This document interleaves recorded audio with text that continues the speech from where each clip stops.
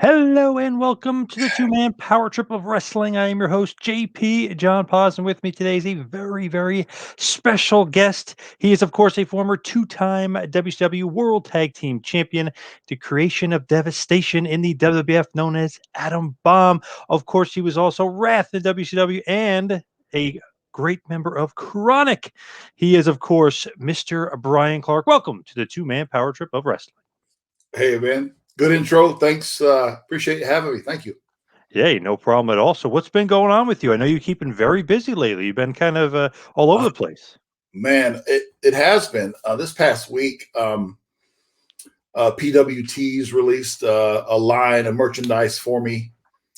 Probably 10 different shirts of different stuff that I've created. I've been working on this for a long time. It's something that didn't just happen. I work with a graphic designer on everything. So my touch, they're all my ideas and creations put together. And I had a designer put them all together for me. And I've got another one in the works with Tom Fleming, who created Adam Bomb back from the WWF days. He also did a lot of work on Undertaker, Razor Ramon, all the pay-per-view posters. I mean, and now he works for Marvel Comics.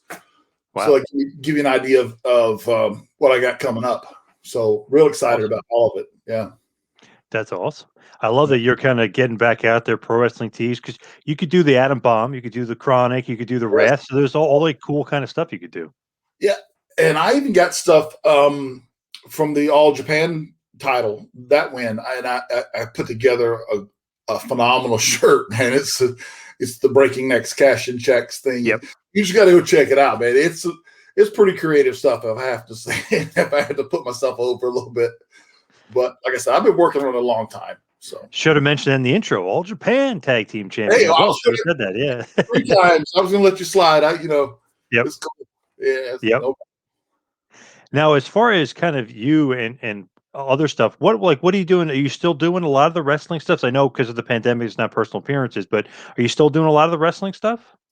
I just started back. I did a few right before the pandemic. I did New York and a few other areas.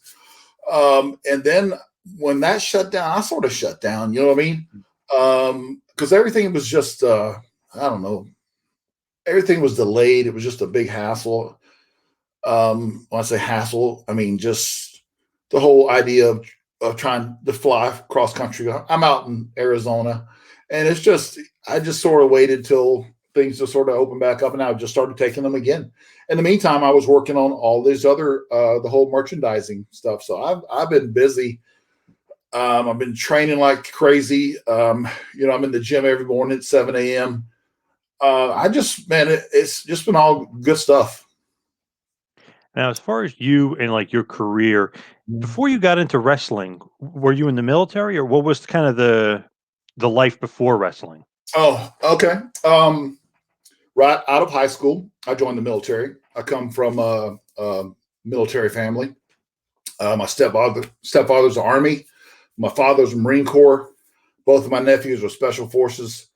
Grandfather, World War II. It just goes on and on. Myself, I served. I started powerlifting in the Air Force, got on the Air Force powerlifting team, won a few championships over in Europe. From there, walked on at Central Missouri State. And here's, you'll get it. I didn't even play high school football. I just walked on in the spring. I got a full scholarship, and I started as a freshman. Wow. I mean, I was just so strong, man, just such a powerhouse. And I had in my mind I was going to play college football no matter what, just like I had in my mind I was going to be a pro wrestler no matter what. So that was like I said, high school, military.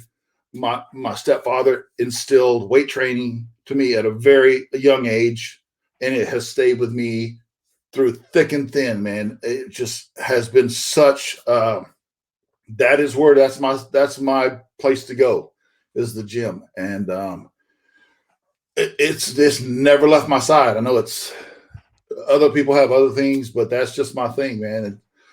And I did it this morning. I've done to this day.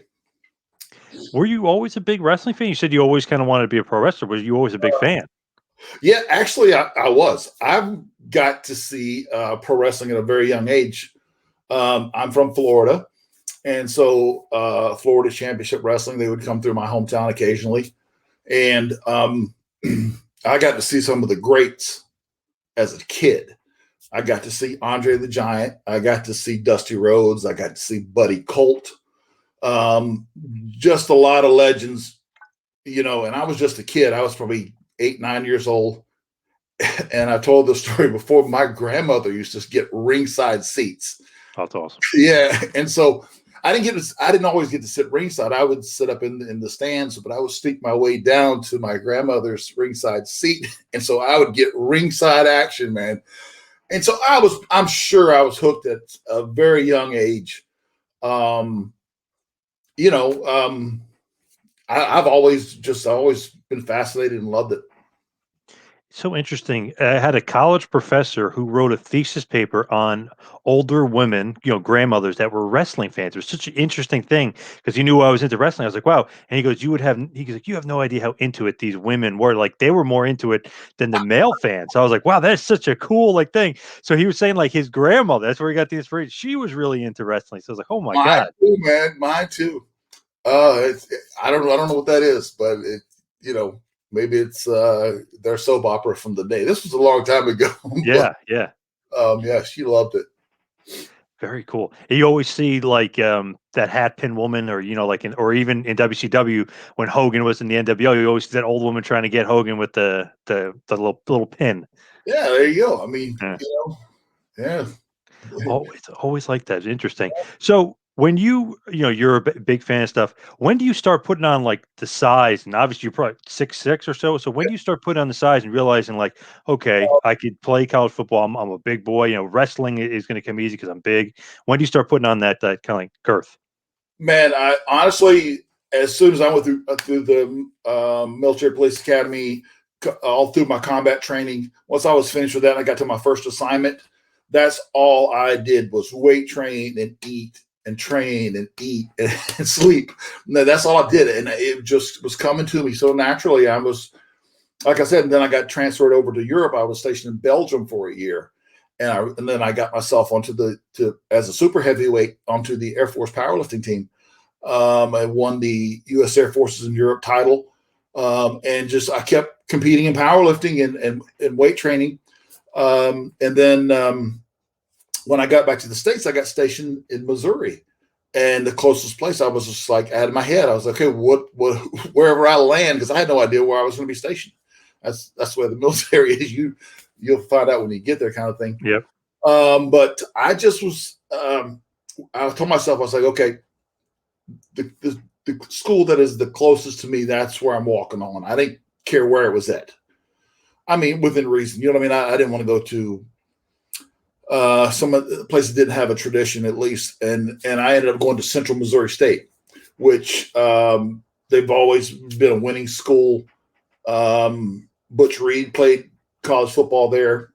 I don't know, long time before I did, but he was a middle linebacker there.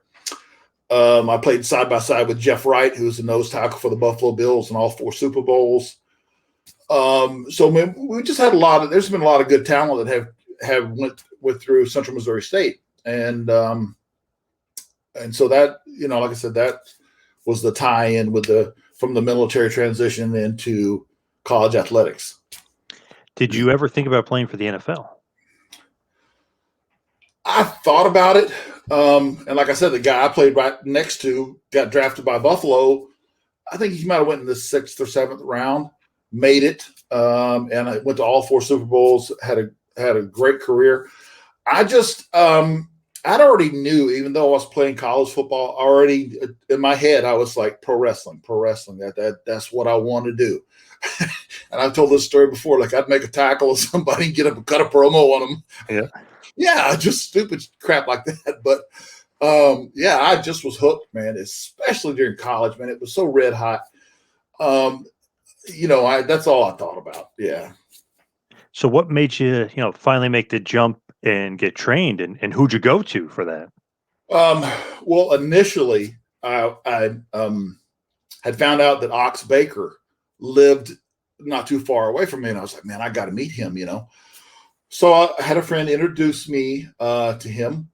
And so he sort of introduced me to the business, as far as me getting a little bit of a taste of it. But I really got, once I had finished college, graduated, I knew that I said, okay, I got to get trained.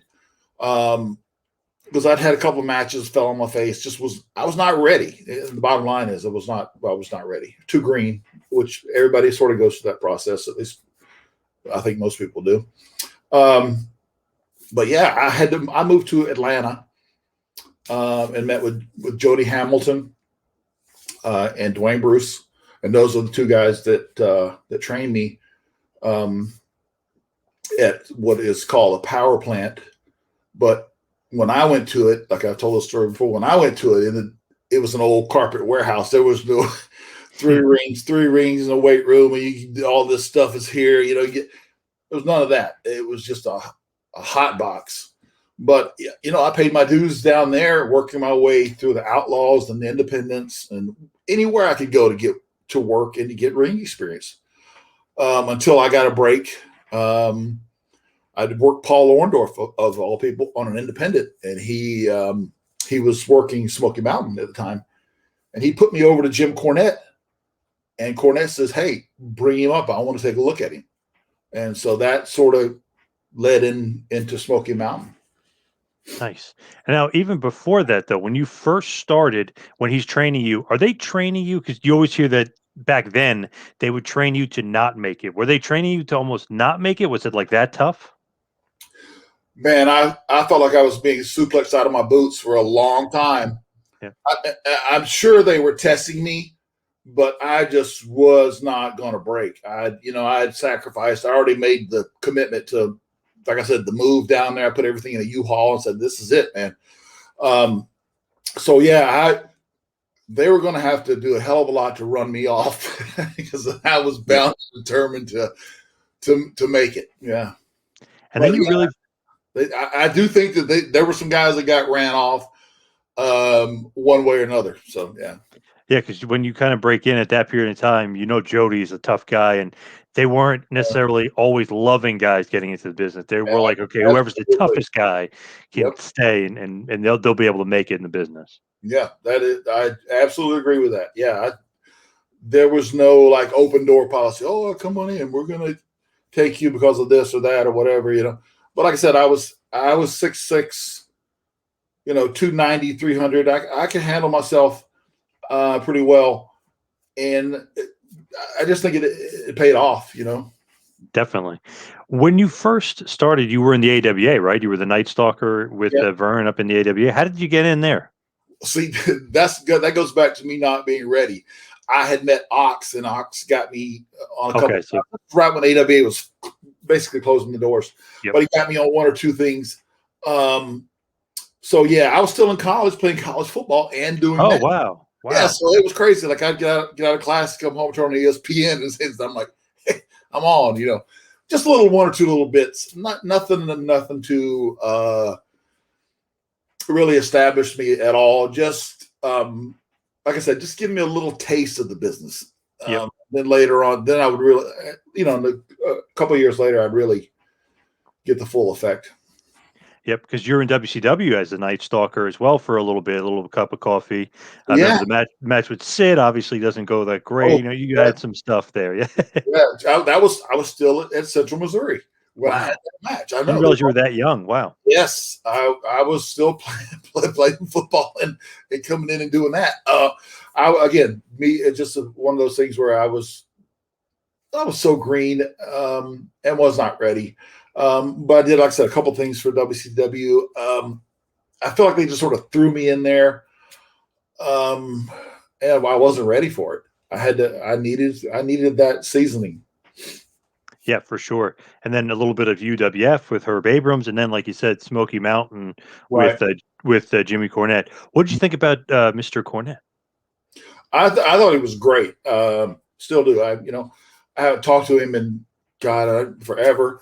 But I I mean, I credit him for getting me really my first break in Smokey. I mean, him and of course Paul Orndorff, and being on the road with Paul, man, I was able to absorb. I mean, we were traveling together from Atlanta, so I was able to absorb as much as I possibly could. And then Cornette put me with Kevin Sullivan, so I was even just trying to soak up more, as much as I could. But yeah, Jim really got me started. As far as being in a company, being on a weekly TV show, understanding more and more about the business.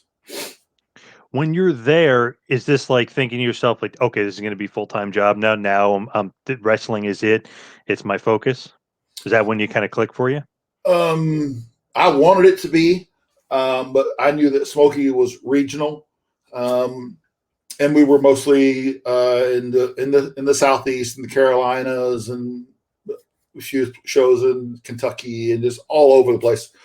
But it was mostly like a Thursday, Friday, Saturday, Sunday thing. And then when I got back to Atlanta, I had a job, so I was working. I was doing both, trying to make ends meet, because there wasn't a whole lot of money to be made in Smokey, because, like I said, it's regional. So for some guys that lived in that area, I think they were able to have that just as their only income. But with me at the time, I was working, and every 3 or 4 days I had a guy that I was working with that was a good employer, and I was able to let me go to get that experience.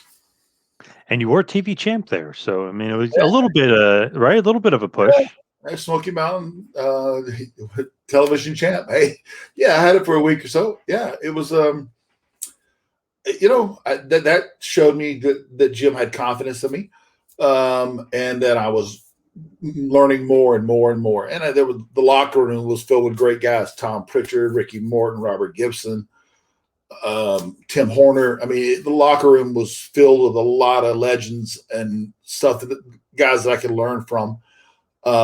Tracy Smothers. It goes on and on. I mean, the list is it was a hell of a locker room. I love Smoky Mountain. Looking back, it was it was the most fun and the least amount of pressure. Even though I was still had to prove myself, it was. And I look back at my whole career, that was the least amount of pressure I had. I don't know if it was because of the way Jim handled things, which I'm sure it probably was. But yeah, that was always a good memory of Smoky, no doubt. Smoky Mountain. Did you know when you're at Smoky Mountain that it could be like a launching pad to the WWF? Did you know that there was a relationship there and that Cornette could help you get in the WWF, or you weren't even aware of that? I knew, I had a feeling, and I knew that they had to be watching what other promotions were doing. There was Texas and a few other areas that were, I'm sure that Vince was always keeping an eye on, or had people looking at, for him. And so, yeah, I sort of felt like there was a connection somewhere, but it really was never announced or made official. Hey, we're working with these guys, whatever. I just, I know that when I got the call, Sergeant Slaughter called me and said, hey, we've been looking at you. We want to get a better look at you. We want you to come up for a TV taping. A couple of TV tapings up in the Carolinas when we're going to be in town in a couple of months or whatever it was. And so that's when I got my tryout. Now, I guess the tryout, was that against Just Incredible, or do you even remember who, or PJ Walker, who was the first match against? Reno Riggins. Oh, okay. Awesome. Yeah. I just talked to Reno. Nice. Yeah, he was great to work with. He was excellent. Awesome. Yeah. And the second guy, man, I don't remember who the second guy was. It were 2 nights. I got hired after the first night. After my match with Reno, they called me and said, "Oh, you're hired." I'm like, "Great." So yeah, Reno was excellent. I always PJ's a buddy of mine, Just Incredible. He always says, I think maybe it was your first TV match, but he always said he was kind of one of the first guys to be able to. He would like name a bunch of guys. He's like Adam Bomb, this person, like, so. Just remember that, like, we did work. Oh yeah, we worked plenty of times. I just don't. I don't remember if it was during the tryout or not. Yeah, we definitely worked a lot of TVs and different times. It's funny, I was just talking to Reno, and he was telling a story about how basically he kind of snuck in his way into the WWF. He pretended he was the FedEx driver, and then he was telling them how he was a trainer. So pretty funny story. I never knew that, but Yeah. that's funny. But they knew, I guess he knew that he was a worker, so they knew he was a worker. Like, well, show up to the next town, we'll get you on the show. So, kind of a funny way into the business. But for you, I feel like you're like the prototypical Vince McMahon guy. You know, tall, big. Did somebody say that to you? Like, oh, Vince loves these giant guys that are larger than life and kind of bigger than a Um, normal athlete, so to speak. I'd heard that before, but I was going to make separate myself from that. I also became a high flyer. Since the very beginning of my training, I was ready to go to the top rope. I was not going to just be big and slow or the big guy who only has two moves. That was not in my mindset. I was ready to try impressive big moves, high flying stuff. And I did throughout my career. But yeah, that's the one thing. It's like, yeah, okay, hey, he wants big, impressive guys that take care of themselves, look good, train hard, not just in wrestling, but outside of the business. You got to take care of yourself and work out. So I knew that, but I also had to know that I had to separate myself.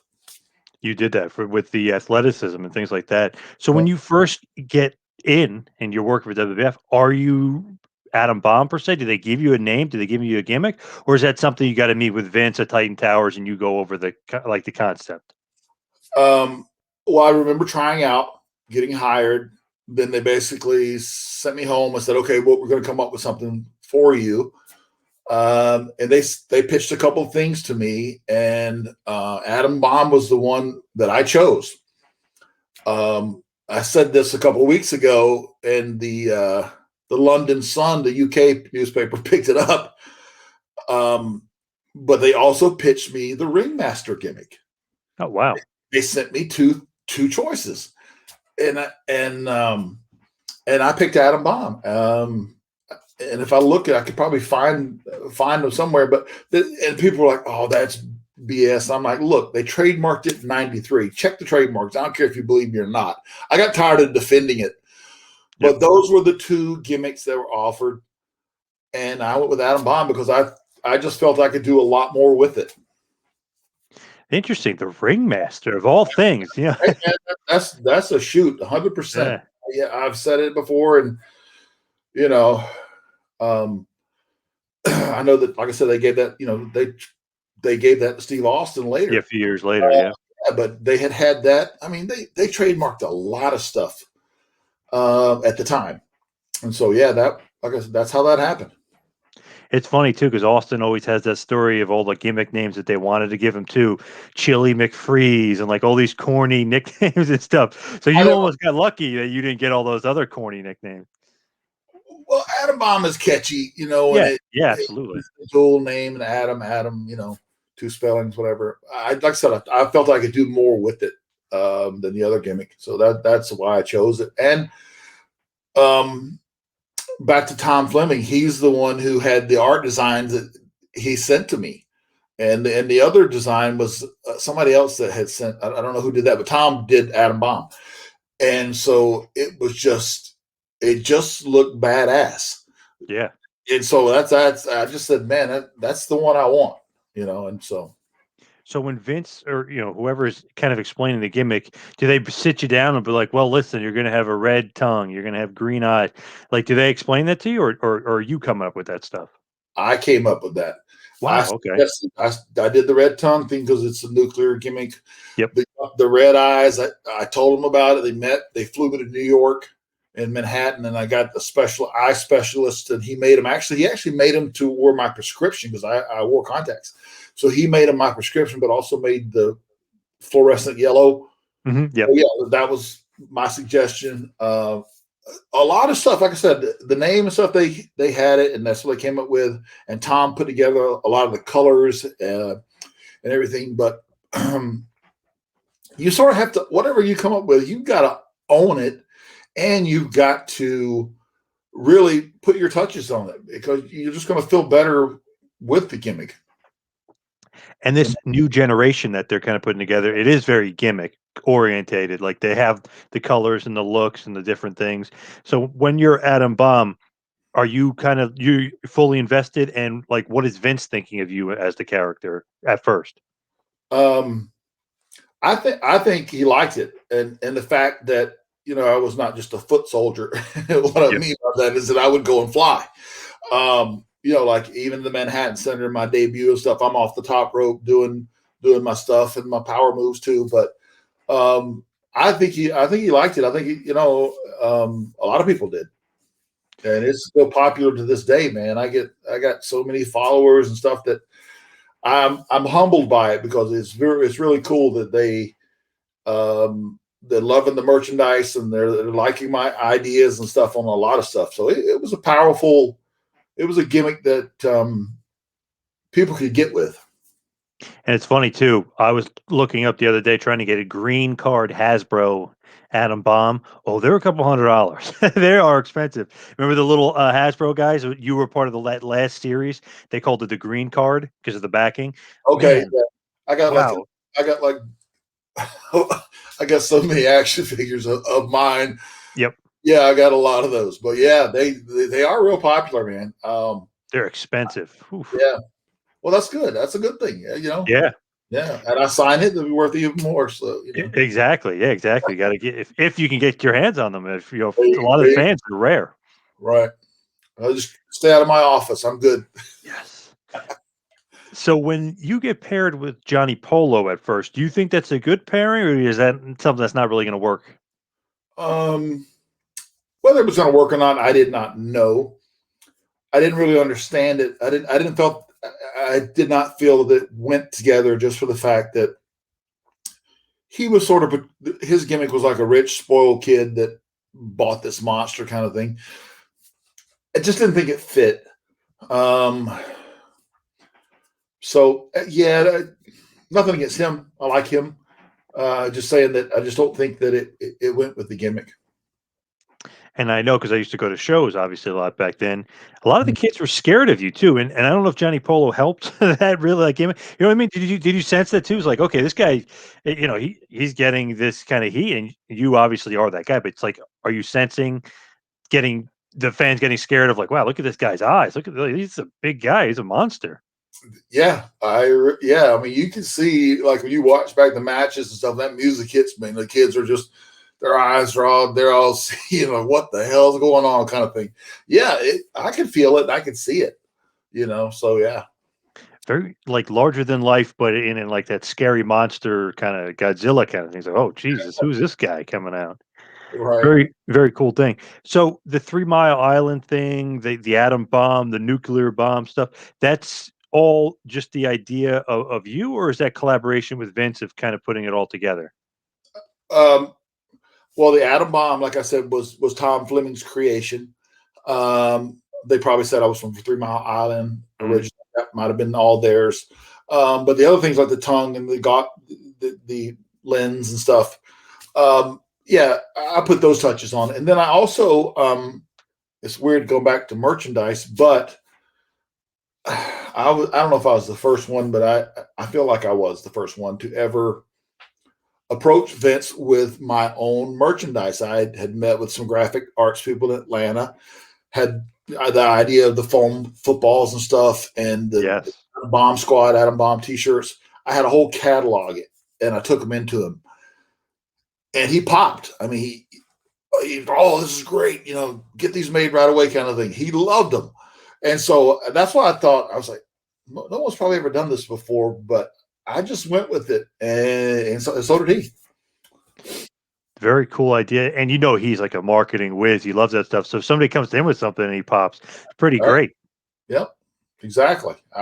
That's why I think I was probably the first wrestler to go in and say, "Hey, boy, take a look at this." And I had, like I said, I had a catalog of, I say catalog, probably 6, 8 pages, maybe 10, I don't know, of all the stuff that I had, all the designs and all my ideas, and he loved them.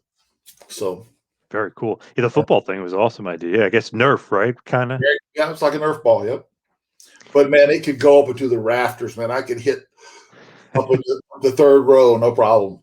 They would fly. When you're going along in the WWF, who are you working with a lot? Are you working Undertaker a lot? Like, who are you kind of wrestling most?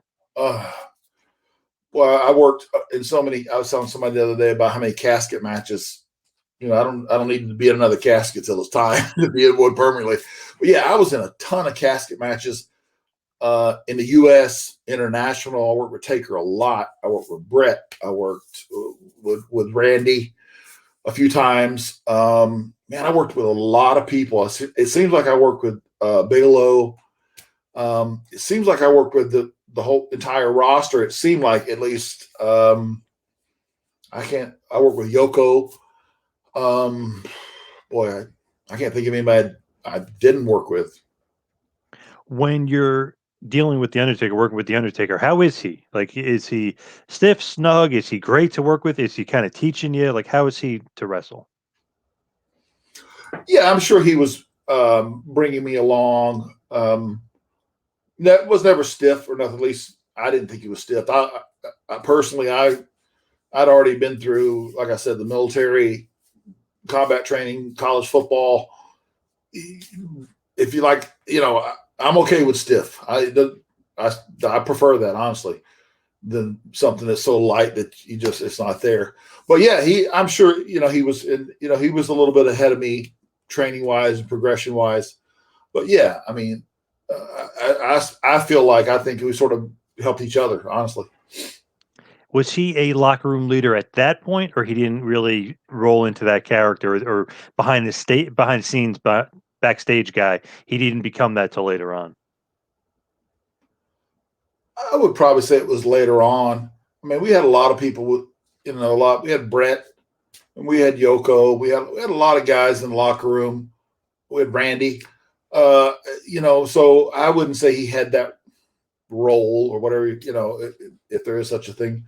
Yeah, I would probably say that came along later, and he was Vince's project. So, you know, I'd say it was later. With you, you get rid of Johnny Polo, you get Harvey Whippleman. Was that a better trade for you? Again, still not the best fit. And I don't know what would have been the best fit. Maybe not have a manager at all. I don't know. It's hard to say looking back on it. I don't think those were the two that we needed to go in. I think we should have went in a different direction, but that's just what I think, my opinion. Yeah, maybe Adam Bomb didn't need a manager at all. Maybe not. It had to be the right one. I just was waiting for the right one. I just don't think the first two were it. You did have, speaking of Bret Hart, you mentioned him earlier. You did have a great match with him on Superstars. What was Bret like to work with? He seems like, the ring general, the master, what was Bret like? Yeah. Excellent technician. Learned a lot from him. Love working with him. Nothing but good stuff about Bret. I mean, like I said, I think I learned a lot from being on the road so much because it was such a brutal grind. Like I said, people have no idea. But when you're looking at 280 plus days per year, plus personal appearances, plus autograph sessions or whatever, you think about 280 days, different city every night. And not just U.S., I'm talking international and around the world. That's a meat grinder. And you're not a small guy either. So planes, trains, automobiles. I mean, it's not good for you. And weight training and wrestling every night, trying to find good food at a restaurant. It goes A to Z as far as, it's just, it is what it is. But that was the schedule, man. It was no joke. Especially then, there was so much travel and stuff involved. Was it a bit brutal for you, like as far as maybe drinking or partying or doing some extracurricular activities to kind of get through those days because you're on the road so much? I mean, you're way more on the road than you are at home. Oh yeah, you're definitely on the road a lot more.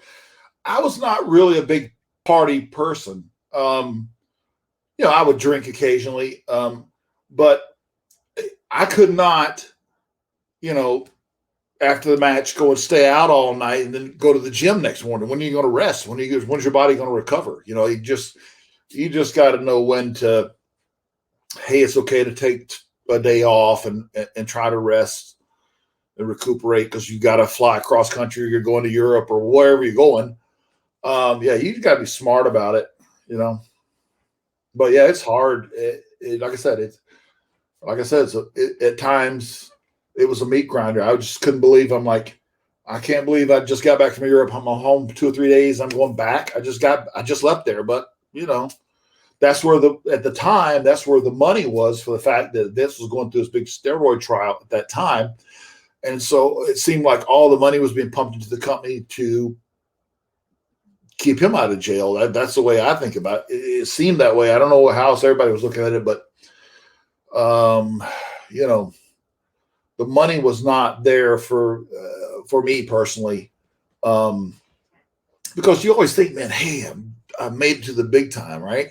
I got action figures, I got video games, I got all this stuff, but like, and I've said before, like when I get home, I see the paychecks, I'm like, are you kidding me? I just was like not buying this. So yeah. Is that one of those things where you don't think Vince is going to be back? You think he's going to end up in jail, or what did you kind of think with the steroid trial? Oh, I figured he'd get out of it or something would happen, or you know, I really didn't think about it that much. We all knew what was going on, but we were so busy working that we didn't really think. I don't know. We just didn't think about it, I guess, that much. It's crazy to think about wrestling now and then look at that generation of guys then. It's like, my God, a lot of the guys today, if you say 200 pounds, you're like, wow, this is a decent sized guy. You guys, I mean, you're 6'6", 6'7". Duke the Dumpster Drosy is 6'6" or 6'7". You know, Hall and Nash and or even Earthquake at that point, the Godwins. I mean, there's the gun, Billy Gunn, Bart Gunn, Smoking Guns. I mean, Yep. all the Yokozuna. I mean, there's so many guys there. It's Yeah. just amazing looking back. Can you believe like just how the business has changed where you guys were monsters, larger than life, and now it's like, oh, the guy's 205 pounds. Oh, decent size. Yeah, 205, we would be throwing that Yeah. all over the building. Yeah, man, I just like for example, Yoko going through the airports and stuff. The poor guy. I mean, he had to struggle, man. He was always on the carts and stuff, getting from point A to point B. He had to have 2 seats in first class. He was so big. Um, it was tough on him. I could just imagine. It was tough on me. I could just imagine how hard it was for him. You know, in that schedule. You know. Crazy. As far as kind of you're in Royal Rumble 94, you're at WrestleMania 10, and I was there live and I was kind of shocked. You get a quick loss to Earthquake. Did you kind of think they were going to do something more with you, or were you like, wow, this is kind of surprising? 30 seconds? Like what? I was surprised because the whole week prior to, you know, you go and you work your matches over in Europe and then you bring that match back to the States. So I had worked Earthquake like 10 nights in a row. So we had like a 15 minute match laid out. It was a hell of a match, you know, and I was like, I'm looking forward to this. This is going to get over because I'm doing all the flying, you know, 90% of the bumping because he's so big. He was 6'7", 400, 370, whatever he was. I don't quite remember. Big boy, yeah. At least 375. Anyway, so I was doing the boom, boom, boom, boom, boom, the flying, whatever. But we had a good match worked out. And I was just real disappointed that, you know, I was told it was due to time issues or whatever, because they weren't even going to have the match. And then I guess they decided to just throw it out there as a squash. But yeah, I was disappointed, no doubt. I mean, I had, like I said, I wanted to show them the match that we had ready for them. So yeah. Yeah, that 10-man tag does get cut off the show, so there was some time constraints going on where they were cutting matches. Exactly. Yep, that's what they did. They trimmed out, you know, I guess what they could. Would you rather have not been on the card, or rather been on the card with that match? Like, were you gonna? I don't know. You know, almost say, not be on it. Because I had heard a lot of the guys that were not on the show got the same payoff that I got. And I'm just like, damn, I got squashed and really got pushed down the card, for the same thing. So yeah, it could have went either way. And it's funny, I always talk to Dr. Tom. He was working the pre-show that night with the bodies against the Bushwhackers, and he said he wished he was on the show. But I said, well, a couple matches were really kind of cut short, and one match got pulled. So he's like, oh, maybe not then, as far as being on the show. Yeah. Yeah, like I said, it could have went either way. So eventually you'll be a part of Royal Rumble 95 too. Do they have any plans for you? Or are they saying anything to you? Because it's like you're not really getting a push, but you're not really getting too beat up because you do have that rematch against Earthquake on Raw. Obviously goes a little bit longer this time around. But Right. are they going to do anything with you? Do they have any plans for you? What's kind of the intel? Well, I turned face, at Mhm. the end of that. And so it was picking up steam, and they could see that it was picking up steam in Europe and here in the States too. So yeah, I think they definitely had some plans once they saw, wow, this guy's really improved. So because I if you're on the road that much, you're going to get better. If you don't get any better, then you need to just pack it up and just go home permanently. Right. And I knew I was getting better. I could feel it. I could see it. I could feel the crowd. I could, work with their reactions, interacting, all the above. So yeah, I felt that it was definitely it was on an upswing. Did they say that you're going to win the Intercontinental title, win the King of the Ring? Did they kind of give you any promises or no? Yeah, well, that was I would say the work schedule. The pay was really the biggest reason, but yeah, I was also promised, and probably other guys were too, whatever. But I was actually sitting down with agents, and this is what they had after I put Mabel over at the King of the Ring tournament. Then they said, well, we're going to put this strap on you, the IC strap, and we're going to run with you this direction. And I'm thinking, well, okay, that's great. But it never happened. For whatever reason, they decided not to go that direction. And like I said, I just kept going down the card. And I lived in Atlanta, and I knew that Bischoff wanted me to come in. So I, for a lot more money. So it was not a hard decision for me. So did you ask for your release or they released you?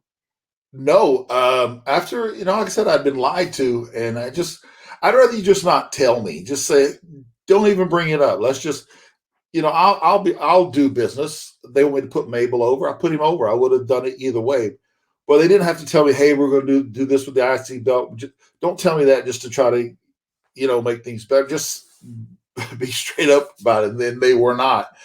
And between that and the schedule and no home life, and I was like, okay, that's it. I'm done. I left. I was supposed to be in Boston. I said, nope, I'm taking the next flight home, and I did, man. Vince called me, like, why are you not in Boston? And I'm like, well, you wanted to hear. Here's the reasons why, and it was just what we discussed.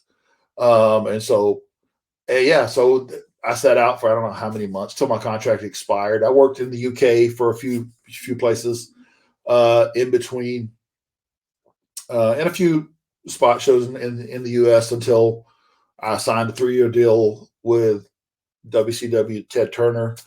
You like my Artie Spooner air quote?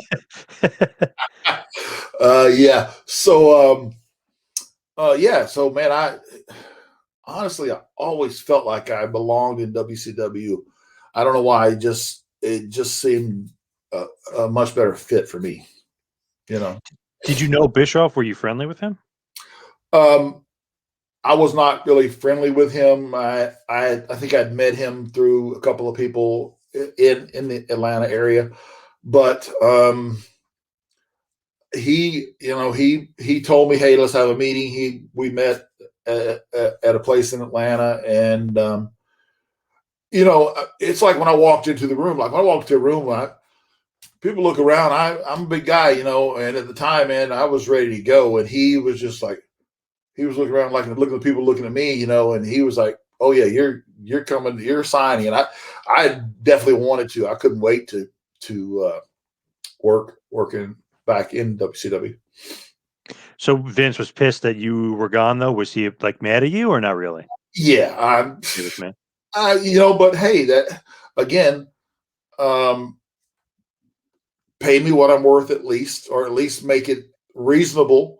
Let's talk about it. And none of those things happened. So yeah, I'd had shoulder surgery. Um, I had impingement where my shoulder joint was crushing down the bone, and they had to go in and scrape it out. And I was supposed to be out like 8 to 10 weeks, and I got back and I had a match within 6. So I was just pushing myself all the time to get back to like make them happy. And I was like, that's not good enough. I'm like, well, then what is? What else do I got to do to, get it working? And I felt I was much more appreciated and compensated in WCW. Did you like Vince overall? Like, what was your relationship like with him? Um, it just was not really that great. There were a couple of times I thought, oh, this is, things are starting to, we're breaking through a little bit, but it never got to be where it was a good relationship. I don't feel. And then, once I left, of course, I'm sure he didn't like that. But again, you go do 280 days plus and tell me how you feel. And then you get home and you see that check that's it's just not adding up. So you end up WCW as Wrath, a part of the Blood Runs Cold storyline with Glacier and Mortis. What'd you think about that character? The look is cool. Obviously, your look is cool. The outfit is kind of cool, but it's a little different. It's a little Mortal Kombat-esque. What did you think about it? Yeah, I knew what they were going to do the whole time. I got to talk to Eric. I had a great relationship with him. I could talk to him very easily about any of the questions I had about what we were doing. I knew we were doing a Mortal Kombat gimmick. I even went to a judo. I did kickboxing and judo for like 8 months of nothing but training on that and the other stuff we were doing. So I knew what it was. I even got a spot in the Mortal Kombat TV series. I was the special guest star. Yeah, awesome. So yeah, I mean, I knew where they were going with it. Yeah, and like I said, it had a phenomenal look. They put a lot of money into it. It just so happened that was coming out about the same time the NWO was starting, and then that just sort of steamrolled just about everything, really, because it was so popular. So that's sort of that direction of what the character, the original Wrath. Was Bischoff, like you said, you could talk to him? Was he easier to get along with than Vince? Oh yes, man. I've told this. I felt like I was sitting outside the principal's office waiting to go in to see Vince. I'm serious. I was just like, and I had to go through like 10 agents just to get a meeting. I'm like, this is BS, man. And with Bischoff, was like, I could talk to Eric. I had a question. Eric was super busy, just like everybody else is, but he would still take a second and say, okay, would tell me what he thought about where I was going and the direction and stuff. So just much better relationship. What do you think about working with Chris Kanyon, who was playing Mortis? No problems at all with Chris. Chris was a bumping machine. Could do just about any and everything. So yeah, it wasn't, I was open to it. I knew that Eric was behind it, so that was great. I mean, when the boss is behind it, how can you not get with the program? Yeah. What did you think about Glacier in that storyline? I know you were kind of saying the NWO kind of steamrolled it, but did you think it would work? Let's say the NWO wasn't there. You think that Mortal Kombat stuff would have worked at that time? It's hard to say. Working with Glacier and Ernest Miller, Ernest was a karate champion, and then Ray was already an excellent martial artist. So yeah, it's hard to say. I mean, if it would have given it some more steam, and then we still had some hell of a matches. If you look back at some of the pay-per-views, like Fall Brawl of like '97, I think it was, and then the matches we had, me and Kanyon had against Ray and Ernest. All good stuff. I mean, it was just a matter of the timing and the placement of the other stuff that was going on, because you remember you got 2 or 3 hours of TV to fill, so there's a lot of things going on. Yeah. Did you think you were hitting your physical peak at that point? Because Wrath as a wrestler and Wrath as the gimmick, I mean, you were kind of on a roll quite a bit, and then quite a good undefeated streak for a while. Yeah. Once they, I had a meeting with Eric, and it just seemed like, the whole tagging with Canyon was sort of, everything was going running down. And I just said, can I do Wrath the way I want to do it? And just, you take a look at it. And he said, yeah. And so he gave me a little bit of time to put it together. It worked, man. I came up with the meltdown as a finisher, and nobody had ever done it that way. I was the first to do it that way. And so it just, man, it went on a roll. And like you said, 6 or 8 months, I don't know how long it was, undefeated. I mean, ran through any and everybody. It was like a runaway freight train, man. It was, and I could feel it every night when I went out there, man, just the eruption. So yeah, it was on a big roll. Yeah, you were getting a nice push too. Did they say they were going to like kind of building you up for Goldberg or building you up for Nash? Was that kind of the idea? I was told, I think, I don't remember who told me exactly, but it may have been Eric. I don't remember. But yeah, that was the plan, is that they got to see the first few months. They were like, okay, we got something here. Hang on. Let's let him roll. And next thing you know, the Goldberg talk started. Everybody wanted to see those two bulls go at it. And that was the plan. But like a month before, out of nowhere, they threw in the Nash match, and then they stopped my undefeated streak. And then I think maybe the next month he beat Bill's streak, I think. Yep, just around that same time. Yep. Yeah. So, and of course you can't go undefeated forever. Everybody knows that. But I think could have got a lot more mileage out of it. You think Nash was the right guy, to beat Goldberg, or maybe somebody else should have been? It's hard to say. I mean, there were a number of guys on the roster that could have. You look back at like how we were working with our inner workings with Japan. Look, I mean, like Scott Norton, like he was such a huge star in Japan. I mean, he could have done it, there could have been a number of guys that was able to snap his streak. Yeah. I don't think Nash was the only one. No. Did you like Goldberg, and did you like Nash? I got along with Nash. I got along really well with Bill. I worked with Bill in Japan towards the end of my career a lot. And I worked a lot with Bill once, later on when I was in tag with Brian Adams. Yep. Oh yeah. Absolutely. Like I said, I just with Bill, a lot more chemistry. Then again, I only worked Nash that one time.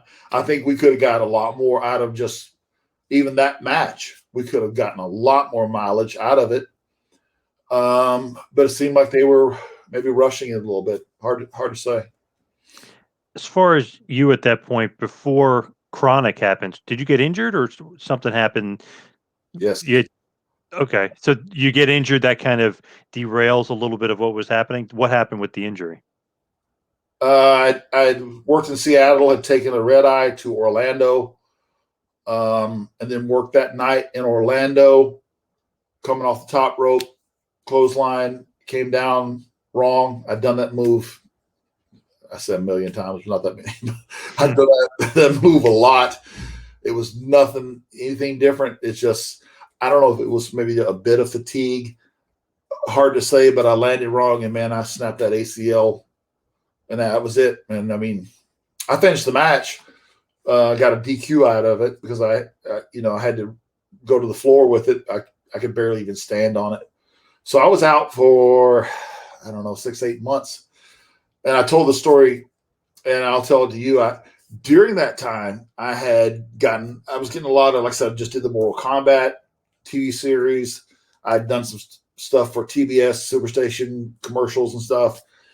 And I also got a part in Gladiator. And so I was supposed to go to Morocco for 18 weeks to film Gladiator, and tore the ACL, and that's it. So that goes out the window along with Wrath's whole winning streak, So yeah. Damn, bad timing. That's just a Hey, shitty man, injury. Yeah. that and then I missed out on that movie, so I was pissed. I read for other things, but that was the one that was like, damn, that's the one that got away. Are you kidding? Because that's to me, in my opinion, it's a great movie.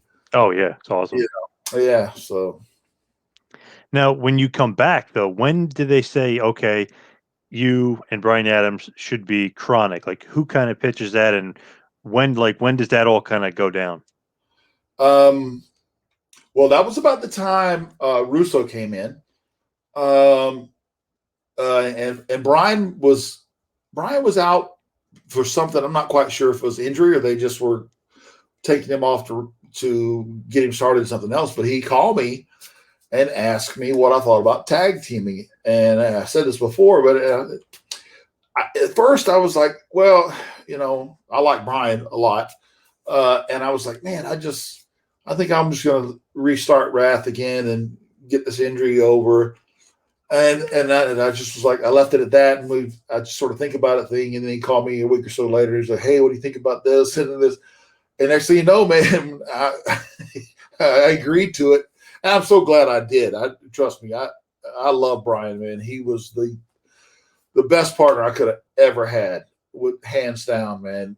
In the locker room, traveling A to Z, man. He was the best. So I'm so glad he asked me to form the team, and then the fans did a poll or something that came up with the name, and then we put a spin on it and spell it KRONIK, and then the music, which we had a big input in with Jimmy Hart. We flew down to Tampa, come up with the music, and Bryan did the voiceover at the very beginning. So yeah, we both had a lot of input on it, and man, I don't know, it was just me and Bryan's ability to get along outside of the ring and then also in the ring. But we got over almost instantly. I mean, if you go back and look at how fast we got over, I just think that it was perfect storm as far as WCW needed a big monster killer tag team, and we were it. Great team. Like you said, great theme, great look, everything about it. You guys just seem to connect and have great chemistry, like boom, right away. Yep. And then there was, the New Blood, the Millionaires Club, obviously Russo writing. Did you like the creative at that point in WCW? Most of it. And again, like I said, we were one of the few things that were really getting over and working at the time. And I'm not just saying that from just my point of view, whatever, but I mean, I could feel it and I could see it every night that we went out there, and the pop we got. And then when we did all our big stuff, and Bryan did the full Nelson Slam, I did the meltdown, and then we did the double choke slam as a finish. I mean, people were just with it. I mean, I don't know how else to, tell you, but yeah, it worked, man. Yeah, you guys were over like Rover at that point for sure. There you go. Yeah. You had two kind of short tag team title runs. Did you feel like they should have been longer, or that doesn't really matter? Like, you don't think about stuff like that? I really didn't think about it. I mean, if we'd have won it 3 times or 5, it was just great to have that accomplishment. And then of course, the biggest thing, and I've told you this before, that the biggest thing is that winning all Japan titles were the biggest thing. And I know that's jumping a little bit ahead of your. Yep. But yeah, that we'll come to that. But Yeah, it was great to win them on 2 occasions, no doubt. With that too, like you mentioned before, Goldberg, you guys kind of main event 2-on-1 against Goldberg. Basically, they're saying his career is on the line; he can't lose. You guys end up taking the loss, but you're main eventing a Havoc pay per view or a big pay per view. Was that a good experience, or was it one of those things like, we shouldn't lose to a guy 2-on-1, even though there was, obviously a little bit of shenanigans involved? Yeah, I mean, me and Brian, we both had such a good working relationship with Bill. And so it was not a big issue as far as we took it in stride. We knew we could continue to get over even with that loss. We knew we could bounce back from it, and we did. So Then you both kind of get hurt, and then all of a sudden WCW sells to WWF. Was that a big shock to you? yeah, I think everybody was shocked.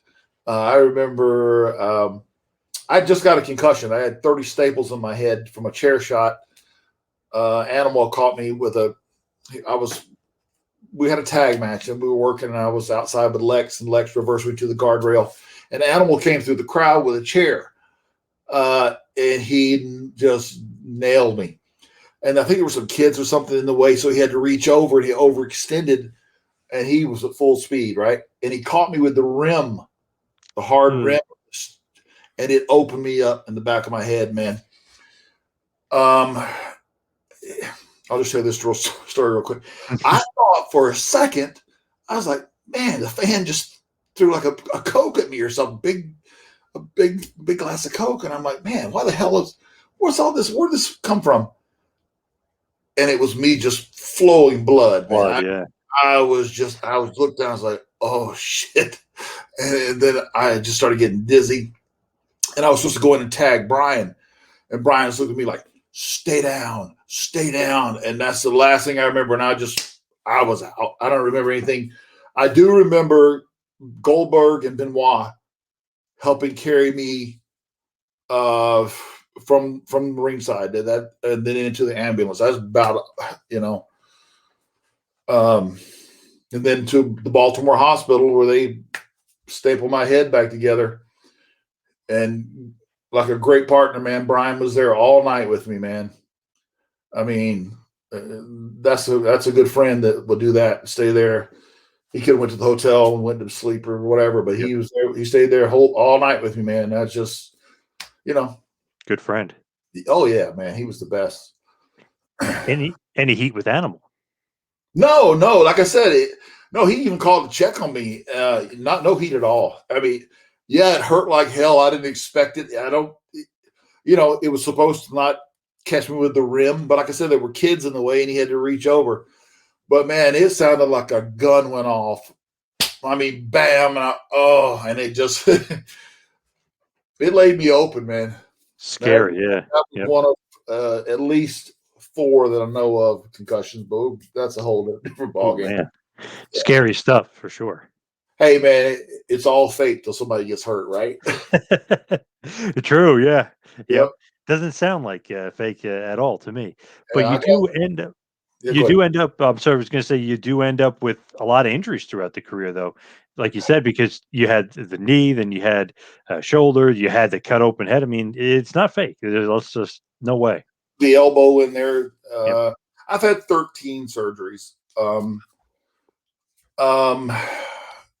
And I've had 13. 13. There could be 1 or 2 more that I'm forgetting about, but they weren't major surgeries. But neck, back, knee replacement. But man, I'm still at the gym every day. I will not stop. So that's hashtag no days off, man. That's me. I'm on it. Yeah. After WCW is dead and buried and WWF buys it, you end up in WWF, but only for a very, very short time as Chronic. How did that kind of all come down? Was Undertaker kind of wanted you guys in, or did you still have contracts from WCW? How'd you get in? I think Taker probably had something to do with it because he was friends with Brian also. So yeah, I think, and I wanted to go to Japan. That's what was my take on it. I told Brian, it's like, I think we need to go to Japan. That's where. I just felt it would, for our style, our look, our size, all that, the hard hitting style would have been perfect for us. But we were getting towards the end of our career too. And so by the time we get back to WWE, we had been off for, I don't know, almost a year. And so we didn't have we needed our timing back. We needed, even though we were working out, training and stuff, it's just not the same. You just got to get some time under your belt to get back into that groove. And we were not. And I even had it suggested once we got back up there to put us on the road for a little bit. And they were like, no, we want to do this and we want pay-per-view and blah, blah, blah. Once again, rushing everything. And so we ended up having, and in that match, Kane had a staph infection. Taker had, I don't know what was an injury. I don't remember what. My neck, that's another, I forgot to mention that surgery, which was a big one. My neck I needed an operator on. I can't remember if Brian was injured. I know he had a lot of back issues. It just was not a good fit for the rush job that was put on it. So should have been built up a little bit, give you guys a little bit of time to get some ring rust off. Well, that and like timing and just everything.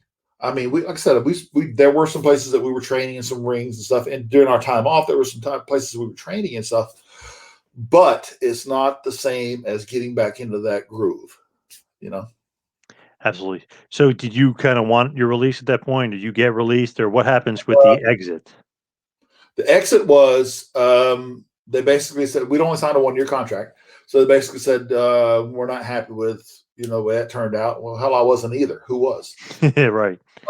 But again, I had suggested, hey, let's go get some time. And so they could put the blame on whoever. And I'm not going to sit and point fingers about who did what and who's protected and who's not, whatever.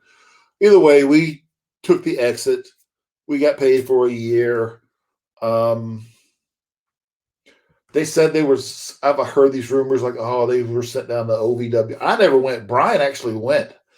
And I think Brian ended up really just almost like helping guys and grooming them for other stuff, during that time. And I know that he had a big influence helping like Eddie Guerrero come back after an injury and a lot of stuff. But me, I didn't. I just waited until it was done, and then we could get our shot in All Japan. Yeah, and you guys obviously, like I said, you guys win the tag team titles to be Muta and Kaya.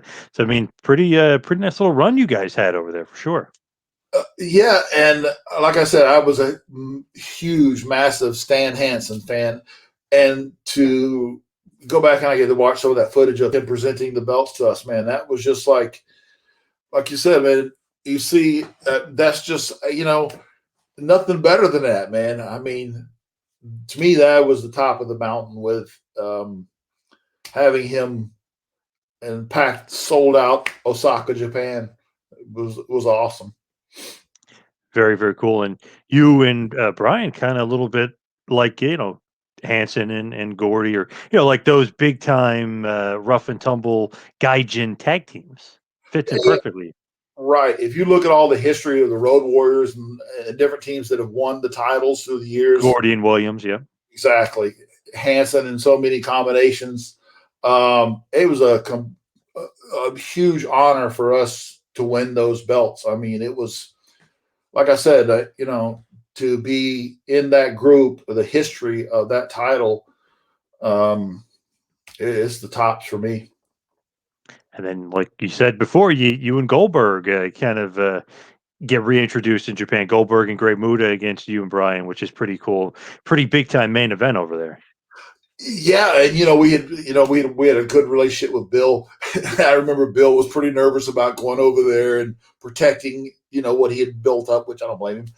But me and Brian and Brian especially helped Bill and let him know what he was getting into and how to work the Japanese style and the crowd and all that stuff. So yeah, he helped. We have, and I said both of us, but Brian even more so helped Bill a lot. I feel, and I'm sure Bill will tell you the same thing.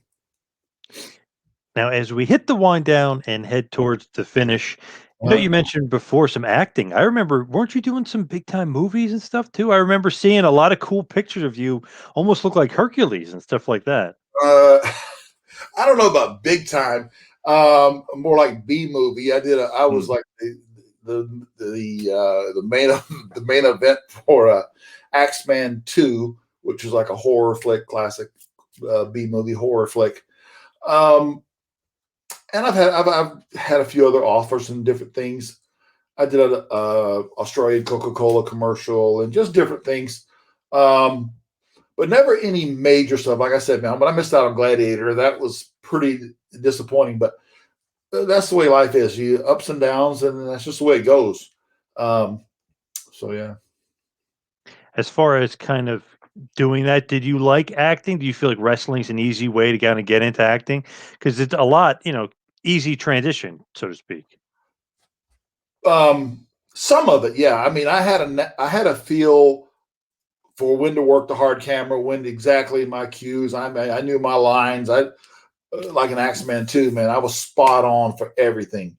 And I was so completely believable as an axe murderer. I mean, I had it down, and I didn't miss a beat with that. So yeah, that part of it. But man, there's that is a lot of work too if you're doing the physical part of it, which is what I end up in most of the time. It seemed like um 12, 14 hours a day, easy sometimes. Um, Easy but not easy. You know what I mean? Yeah. Um, it's hard to say. It's not always an easy transition to that. I think it's a little different for everybody. As far as your wrestling career and the injuries and stuff, was painkillers and that kind of stuff, was that kind of just the norm of guys getting into that stuff? Because you got to work so many days on the road, you got to make the next town. Was that kind of just a normal occurrence that people were doing painkillers and stuff just to make their pain go away so they can make it to the next town, wrestle again, and do it all over again? I think it was the norm, unfortunately. And with my case, I had about 2 years ago, a little over 2 years ago, I had some negative publicity where I had some false accusations of things against me at the time, which now are all being dropped. It's dragged out little bit because of the COVID and the whole court process, but it's behind me. Um, but you know, the bottom line is that after that many surgeries and at my age, I had developed a dependency on the opiates. Um, and the doctors and they kept prescribing them, but then again I had surgery after surgery after surgery, and it just seemed like the norm, but it was not the norm, and I knew it wasn't the norm, and I didn't like it. I didn't like being on them. But the other option was like, what do I do? And I didn't know what to do at the time. But when I got that negative publicity and stuff, I just said, you know what? I've overcome and made so many good things happen in my life. I was like, there's no way anymore. I, I said the day that I had got the negative publicity, I felt so down about it. And lucky that my wife is a nurse. I went cold turkey. I just said, that's it. And I quit. And it was hell. I had to call on all my strength, man, God and family and everything else. But I knew that, and I said this before, and I will tell you again, but God, family, and weight training, man. Those are the things that have always sort of been with me, and once again pulled me out of that hole, man. Because it is for all the people that think that they have to be on them, they have to stay on them. You do not, and it's not easy to quit. And I was so miserable for 14 or 15 days. I don't even remember sleeping. I just remember laying on the couch, not having any energy, miserable. Just, I was like, what the hell is happening, But I said, there's no way that I'm going to take another pain pill. And I have not over 2 years. And man, I'm so proud of the fact that I was able to beat it. And they say never, but absolutely never again, because I will not go back through that hell. And like I said, I had to call on military and college football and all the strength that I had to do it. And I did it. And I said, no way, man, there's no way a pill is going to control my life. And so, man, it's just, and everything has been so much better. And it's amazing 2 years later that I can think more clearly, have all this merchandise come out, that stuff that I created, all my designs, all my ideas. So just for anybody that's out there that, don't think you cannot do it. Because you can, and you get in your mindset and you just have that ability to just say, look, and you don't have to go cold turkey, because I'm sort of hard-headed. I don't know what you call it. I'm set my ways about doing things, man. I have to do it my way. And that was my way. That's not everybody's way. Like I said, I'm lucky that my wife's a nurse and she was able to really watch over me and get me through it. But man, it's just so much better not having to worry about that. When am I going to take a pill? When am I, it's just not, man. And they were like, well, how do you manage it? I'm in the hot tub at 5 a.m. stretching and getting myself going. I'm weight training. I'm doing cardio every day. I'm doing some yoga. I'm doing a lot of different things. And I'm just taking care of myself every day, man. Hopefully that'll help somebody. I don't know, but I'm not preaching to anybody. Just want to let them know that you can beat it. Is it a hard thing to get over though? You're doing that every day, and then you, like you said, quitting cold turkey. Is that like a really hard thing to kind of get used to, being able to just do that, just boom, just like that? Yes, absolutely. It was, like I said, it was probably one of the hardest things I've ever done. But I was so determined, because I was already wanting to be off of them anyway. So I was so determined to be off of them. And just like I said, I was so miserable. Like the first 14, 15, 16 days, I was just like, I just want to sleep. I just want 1 hour of sleep, anything. Right. But I just kept trying. Once I got through those couple of weeks, then I was like, okay, I can go and I can slowly start to work out, and slowly, man, I was pathetic. I was just doing just 5 pounds and then 10, and then the build up, each day I would keep notes of all my training and all the stuff. So, yeah, it's hard to do, and you can, but you don't let anybody tell you, oh, it can't be. It can be done.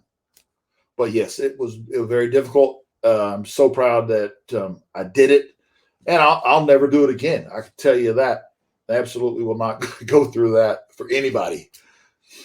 And that's awesome that you kind of got over that and got through, and they're so positive about it today. It's awesome. Hey, it's all 100%, man. I'm just, like I said, it is because you have so many, like with me, I had so many surgeries, and then you just start being so repetitive of, okay, I take a pill at every 4 hours, and then just on and on and on. So then your mind and everything thinks that you got to have them, and that's the way I felt. I felt a little trapped, honestly, and I just finally said enough is enough. I'd wanted to say enough is enough for a long time anyway, but I just said this is not going to happen, and I don't know, my iron will or whatever you want to call it, but I beat it, and I'm proud of it. Great stuff. And as far as kind of looking back at everything, wrestling wise, do you have any regrets, like from wrestling? Would it be getting into the painkillers, or would it be maybe not sticking up to Vince and saying, "Hey, this is what you need to do with me." Like, do you have any regrets looking back at wrestling? I don't know. I would say regrets. I would just say maybe there could have been some things that could have been done differently. I see a lot of comments on social media that maybe this could have been better. You should have had a better run at this, or could have kept Wrath going for longer and different things. But everything happens for a reason, I think, for the most part. And I don't regret, has it been hard? Was it difficult to overcome a lot of things? Absolutely. There are things in life that are difficult. Anyway, you just got to push through them, man. Like I said, there's no days off. You just get up and start swinging, man. And that's what you got to do. As far as kind of looking back at your career, do you have some favorite like matches and opponents? I always love to say it's a wrestler, especially you that were, obviously in the big time for a long period of time, WCW and WWF and even All Japan. But I love kind of you go to YouTube and you're like, oh, he mentioned this guy and this guy, and you kind of make a YouTube playlist of all the matches. Like, what could who could you put on that list? Man, well, like for example, me getting to work Savage in WWF at the time, that was amazing. And I got to work Taker a ton of time, so many casket matches, and so I got to work with Bret Hart. I don't know how many times. There's just like I said, it seems like I've worked with just about, at least in my generation, I feel like I've got to work with just about everybody. So it would be a big list if I had to just. I don't know if I could narrow it down to one person.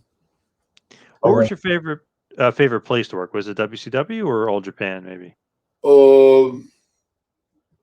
I loved All Japan and also loved WCW for the Wrath run, and then also teaming with Brian was the best. So yeah, those two. But then there's parts of Adam Bomb that I loved. I didn't like that schedule. I don't know who did. I mean, it was insane. That's why there were a lot of guys that didn't survive it. I mean, it's sad to say, but there's a breaking point on that kind of schedule for everybody. It seemed like. Yeah, crazy schedule back in that day. But as far as maybe one last big question for you, as far as like your lasting legacy or stamp, when people look back at Brian Clark, like what is the legacy? Obviously, you got Adam Bomb, you got Wrath, you got Chronic, but what is the legacy of Brian Clark? I don't know. Like I said, I get a lot of compliments on the social media as far as how athletic I was and the things that I could do that most 296, 300-pound guys couldn't do. And I mean, from my flying to just all the power stuff I did, that just goes back through my background of the powerlifting and the college football and stuff. But I just think that I was so athletic and all the different things that I could do versus someone the same size. And it just was very uncommon, I guess. And like I said, the 3-time World Tag Team Champs. I mean, that's pretty good. And and having Brian as a partner, that was, like I said, the best. So. For sure. Maybe underutilized in WWF as Adam Bomb. I felt like that maybe they'll put the rocket ship on him but hey, didn't happen. That's okay. I've heard that. I've heard different comments like, that something like that. Hey, we should have done more. Yeah. So I'm not ignoring you at all here. I know that we have a special guest. Oh, before we wrap up. Yep. So I'll make sure that's ready. Yeah. So to answer your question, yeah, they absolutely could have done more with me, but they could have done more with a ton of guys. So yeah. Yep. As far as maybe getting into the plugs again and then talking about your pro wrestling tee store, please give us all the information where everybody can get the stuff and what's available. Pro Wrestling Tees, for example, has started out with either 9 or 10 different designs that I had created. They're at prowrestlingtees.com, and you look under Adam Bomb /Chronic, and there's your whole selection of all the different shirts. And there's more to come. We got a lot more stuff coming up. Talking about possibly micro brawler. Also in negotiations with a toy company in the UK to redo the Adam Bomb. I don't know if I mentioned this or not, but during those 2 years of me getting everything back together, also got my trademarks. So Wrath, Chronic, Adam Bomb belong to me. So that's just more of the creative stuff I've done. So yeah, Pro Wrestling Tees, and then of course Wrestle Merch Central in the UK. They have a massive line. I made these bomber jackets. Who better to have a bomber jacket than Adam Bomb? I was going to say that, yeah. So they're pretty badass. I designed them myself, and so check them out. I mean, you're not going to be disappointed wherever you shop. Both of these places are loaded. Awesome stuff. As far as social media and stuff, where can everybody kind of find you? Just check you out, see where you're up to. At Facebook, it's under Brian Clark, and at real Brian Clark on Twitter. I'm new to Twitter, so I'm catching up to speed on that. But I welcome everybody. I've joined a ton of groups and want everybody to be able to check out the merchandise, and just so they want to chat wrestling, whatever they want to talk about. But those two are what I've got going right now. Nice. Now, as far as a special guest, I know you were teasing it. No, I mean, let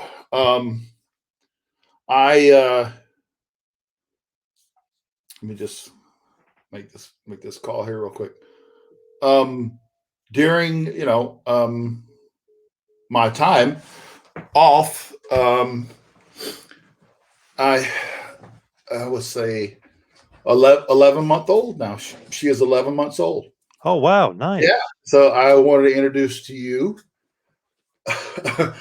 my baby girl.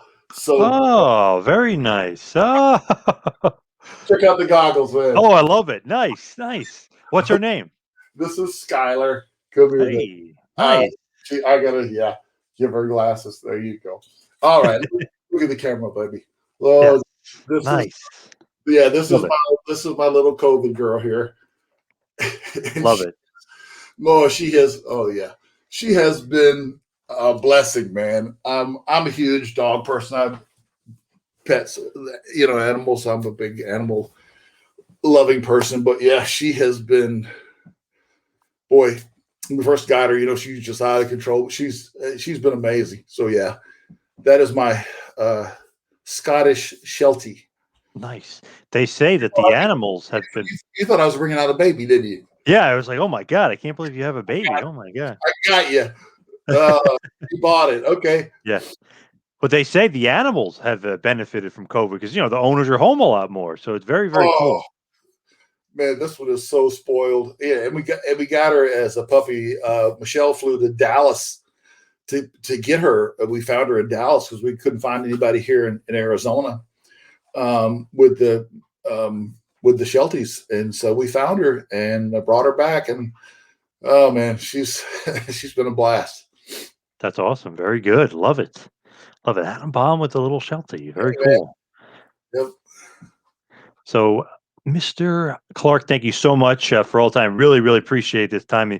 This has been awesome. I love going down memory lane. You had a great career, so it's awesome to kind of be able to run it down with you. Great. Hey, man. Again, thanks for having me. I appreciate it.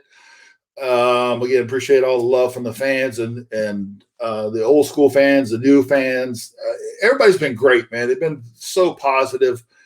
And everything right now is so positive for me. Like I said, just, man, every day it just gets better and better. Keep swinging, man. And like I said, reach out to me if you got any questions or however I can help, man. I'm out there. So just, all right. All right. Awesome stuff, Mr. Clark. Thank you again. Really appreciate all the time and good luck with everything, especially the merch. Good stuff. All right, man. You take care. I appreciate it.